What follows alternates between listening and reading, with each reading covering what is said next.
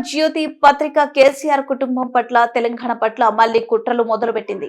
రేవంత్ రెడ్డి మోదీని కలిసిన వెంటనే పాత్రికేయులతో చిట్ చాట్ లో ఏదో నోటికొచ్చినట్టు మాట్లాడితే ఆధారాలు లేకుండా వార్తలు ఎలా రాస్తారు అంటూ ఆంధ్రజ్యోతి పత్రికపై ఆగ్రహం వ్యక్తం చేసిన ఎమ్మెల్సీ కవిత. ఇది హెడ్లైన్.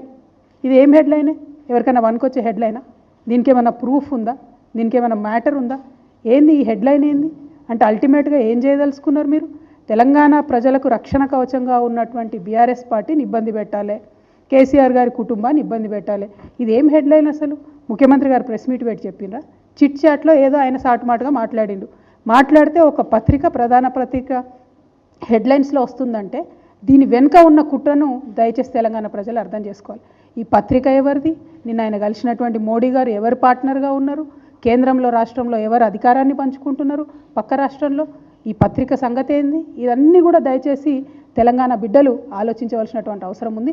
ఎందుకంటే ఇటువంటి కుట్రలు ఇంకా పెద్ద ఎత్తున సాగుతాయి. ముందు ముందు వాళ్ళు చాలా ప్రయత్నాలు ఇదివరకే చేసిండ్రు, ఇంకా కూడా పెద్ద ఎత్తున ఆ ప్రయత్నం చేస్తారు. కాబట్టి దయచేసి తెలంగాణ ప్రజలు ఆలోచించుకోవాలి.